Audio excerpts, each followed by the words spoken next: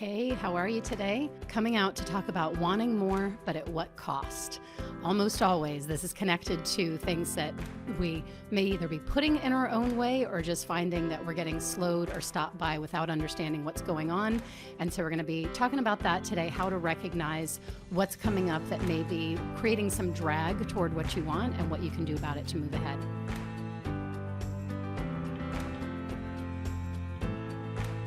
So first, for those of you who may not know me, my name is Spencer Snakard, and I'm an executive transformation coach for visionary entrepreneurial women leaders. And I help you to break through upper limits to your next level of success and beyond so that you can turn your mission into a world-changing movement without life-sucking consequences. So totally related to what we're talking about today, the whole getting more, getting further, creating massive impact and movement and growth without the life-sucking consequences. I was having a conversation with a client today about the fears that come up around jumping to the next level that she wants to be jumping to. She's been aiming for six-figure months, and really eventually the goal is moving on to $200,000 months, months, not years. And so last year her best month was, I believe, around 93,000, and she's really set up and like on track to, I'll just say it's within her reach. It is well within her reach and not like crazy outrageous to think of consistent $100,000+ months for her. And yet she found as she hit that upper, getting into the 90s for the month, started feeling some bit of retraction or things going on, shifting, looking at feeling like overworked, overstressed, overwhelmed with various things, and pulling back on some things, not really intentionally, but that was sort of the hindsight observation after a couple months of looking at like, that's interesting. I was kind of getting there, and then now I'm not. And so what's going on? And for her, a lot of it, because her desire, and I think this is true of this, probably very true of you as well, because this is a huge part of what I talk about. For her, a big part of her desire and her values and what she really wants is to have freedom within her business and to have time to be with family and time to travel and time to be able to step away from the business and know that it's still running effectively and things are happening and clients are being taken care of without her needing to be fully in the thick of everything that's happening all the time. And so there's a concern because as she's at this level where there's this transition that would be happening of, kind of like, how can I really be creating more? I mean, consciously she believes in it and wants it and is going for it, but there are these subconscious or these underlying fears of like, but how can I really be creating more revenue, creating more reach, creating more impact, reaching more clients without it also taking me more time, more energy, more hassle, more BS I have to deal with, like all these various things that it's like, yes, I want more, but what's it really going to cost me to have more? And if it's going to cost me that, do I really want it, or do I really want it yet? Or how can I manage it to get it without all that? And so that's where we really start to put the brakes on ourselves a lot of times, not even realizing that we're doing it. I certainly see ways. I did this with my prior business with my yoga studio. I had people practically begging me to let them help me to grow the business. And I certainly wasn't consciously saying, oh, no, I don't want that. But in hindsight, I look back and go, oh my gosh, I had so many people wanting to help me grow it bigger, larger, faster. And I was the one that was slowing things down. And so what you want to start to really look at is, one, what is it that you're fearing will come of this? I mean, almost always, if there's a couple things to say here. Almost always, if there's something that you see that you want, like you're kind of looking out into that future idea of like, oh, that looks so amazing. I want that and I'm going for that. If you're not there yet, or you're not getting there with the speed or the ease or to the scale that you want, first and foremost, there's almost always something that you're getting out of being where you are and not where you say you want to be.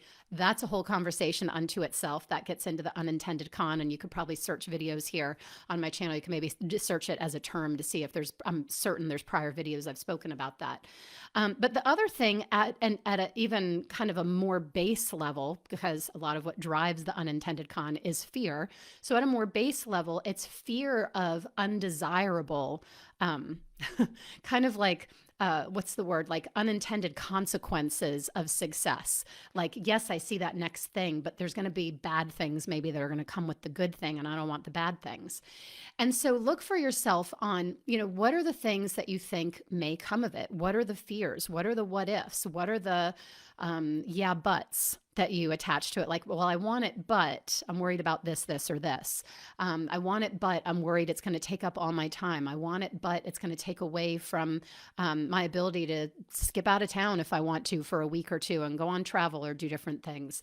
I want it, but I feel like it's going to stress me too much with my time and energy demands, where it's going to weigh down on my health or take away from my time and ability to do things like exercise or do things I'm interested in, or just have time to do nothing for that matter. Not that many of my clients usually ever like plan on or want to do nothing, because y'all tend to be super go-getters. So that may not be consciously something you're thinking. And yet we kind of find times to squeeze that in too. Like I was even having a conversation with someone recently about like taking extra long showers, because it's like, well, I'm not really giving myself other time. So I'm kind of stealing time where I can. So anyway, look at, what are the concerns of if I reach this level of success? What are maybe the negative things that I'm worried about that can come with it? And another, like sort of the third piece there to look at, the first, as I mentioned, is the unintended con that I didn't even touch on today, but there's other videos here about that. The second is getting to the more base level, just looking at what are the fears of maybe the costs or the undesirable consequences that would come with success and next level. The third piece here that I really love to delve into with clients is also getting around what are those fears rooted in? Like, where are those fears coming from? Because almost always those fears are coming from some sort of prior experience. And I may be smirking. I can feel that I'm smirking a little right now about that, because it's like it becomes proof. And I'm using air quotes there if you're listening to this and not watching visually. It becomes what we relate to or think of as proof for how it's going to be. Like, well, that's just the way it is, or that's the way it goes, or that's what I've seen other people experience. And so that's what I'm expecting is going to happen with me too. I have had so many clients who have either had a parent who was a workaholic, maybe a parent who had their own business or was high up in someone else's company, and they worked and worked and worked and worked and worked. And yes, they were successful, and yes, they made a lot of money, but they never had time with family, and they weren't available, and they weren't the kind of parent that my client now aspires to be. They were unhappy. They had health issues. They were overweight. They were stressed. It led to a divorce from the other parent. All these kinds of things that almost everyone I've ever worked with has some version of that story of one of their parents who, if they were successful, there were all these negative things that came with it. And so look back to what are those things that you equate with the level of success you want, and that you may be seeing yourself as like, I'm aspiring to really change things here and to be the groundbreaker and to, change the generational pattern after pattern of how this is happening, or to shake up the way it is and do things different than how everybody else is doing it. And yet, when you're that kind of groundbreaker, or you think you're doing things differently, there's a whole lot of evidence, it seems, that's saying like, yeah, but man, are you up against it? Because you got like all the odds stacked against you. And so just notice that, because a lot of times those really, I hesitate to say they aren't true, because there probably is some truth to them. But this is where I make the distinction between truth with a little t and truth with a capital T. We relate to a lot of these things like truth with a capital T, like it is the almighty truth. Dun, dun, dun. And we don't always make the distinction between what was true for us or what we believed to be true based on our observations, based on our personal experience, based on the filters that we saw and witnessed and experienced those experiences through. So things occur for us as truth when really it was all filtered through our own interpretations, our own fears, our own needs, maybe whether they were getting met or not getting met, filtered through the water we were swimming in, so to speak, based on what other people were saying. Like if other people around you were making comments about, oh, well, they're just a workaholic and that's what it takes to make it to the top or something like that. That's just one example that popped into my mind. But things like that, not necessarily that exact belief or exact phrase, but things like that. And so look for yourself. Again, just to recap, the two big things here that I've spoken in depth on today are to look at what are the fears of the unintended consequences, the things that the costs that you think may come with your next level.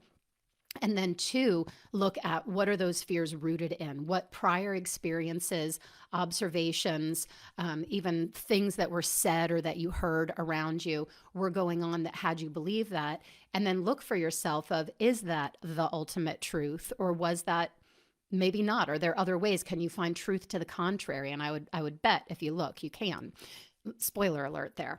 So anyway, that is what I'm going to leave you with today. And if you are interested in going more in depth for yourself on this, I have 2 open one-on-one spots right now. I book people out for the year, and once these spots are gone, they'll be gone. I'll be booked up through the rest of 2022. And so if you are interested in working with me at all, set up a call, set up a discovery call. I would love to have a conversation with you about where you are with things, where you want to be getting to, what that next level is for you that you may be aspiring to, and what kind of magic we can create to help you get there, to create these breakthroughs, to move through the fear so that you are creating not only getting to that level of success, but getting there in ways that are fully aligned with who you are, what you're here for, and what matters most to you without the feared costs. All right. Have an amazing rest of your day, and I'll talk to you soon.